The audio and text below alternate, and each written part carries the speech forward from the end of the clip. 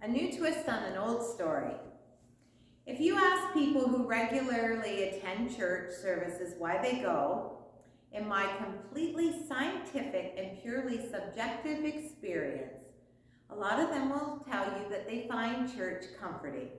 The ritual, the structure, and the familiarity of it can provide a peaceful rhythm that helps us center and calm ourselves. Often when the story of Jesus in the temple is told, the crowds of people in the temple get a bad rap. They're buying and selling in the temple courts, making a holy place into a Walmart. Commentaries speculate about all sorts of things.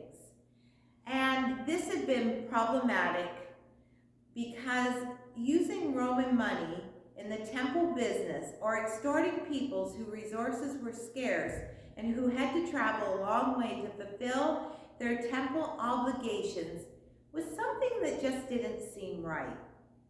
We tend to assume from our spectator seats over 2,000 years in the future that the people involved in this scene knew they were doing something bad and that they were intentionally defying the temple. But I've been thinking about this and I'm not convinced that that's true.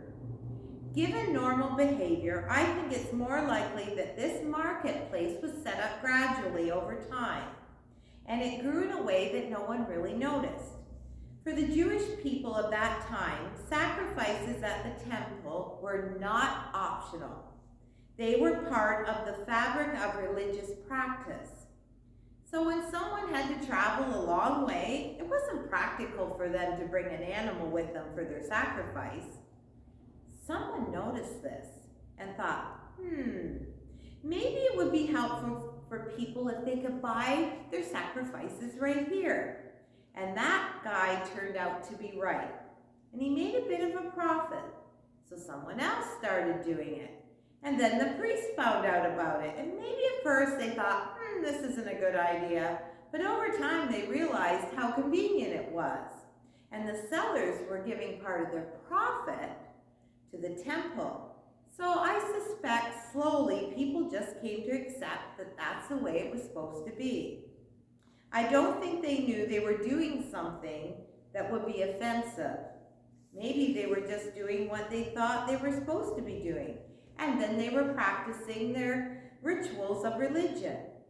But in the middle of these people who were just trying to do what they thought was right, Jesus causes an enormous disruption.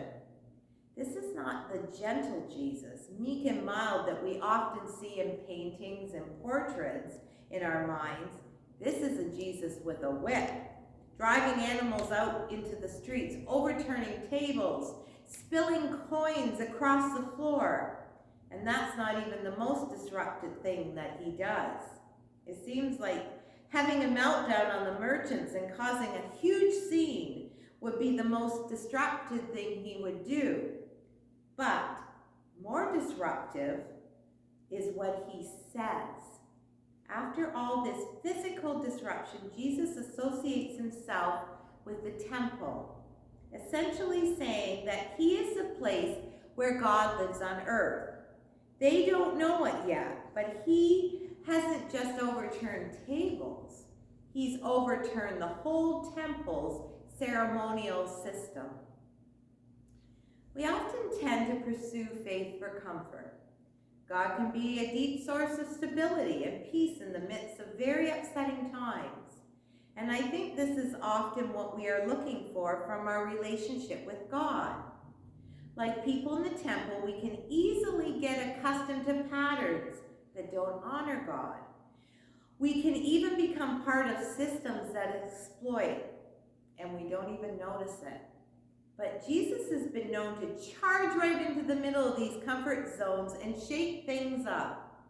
I've certainly experienced my share and more of comfort from God. My faith has been an anchor when life felt like a storm. But to be honest, my experience of God has more often been disruptive. My faith has startled me and shook me up. I think I thought at some point that it would stop and settle down to be quiet, constant, But instead, God always seems to be creating a new way of disrupting me and calling me to be transformed. God is always giving me challenges to test my faith and the faith of others. God has a way of disrupting the gentle, smooth roads that we're on. The very nature of disruption means that we're never ready for it. But I do know when Christ invites us to follow him, there'll always be disruptions on the road of life. Christ calls us to be ready, for we never know what will come our way. So I ask you this morning, is it possible to live in a way that allows greater space for unexpected occurrences of living and sometimes disruptions from God?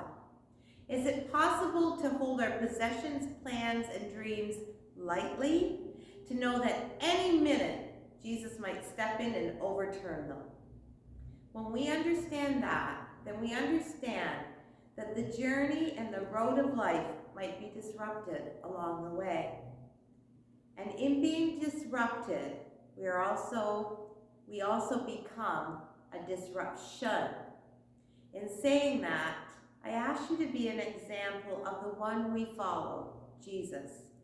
So drive out oppression with justice, overturn violence with peace, interrupt despair with hope, death with life, and hatred with love. When we allow ourselves to be disrupted by God, the world can be disrupted as well in all the ways that it needs it most. Because when Jesus steps in and turns the tables in our lives, we must be prepared to stand firm in our faith and seek out a new direction that Jesus Christ is leading us in.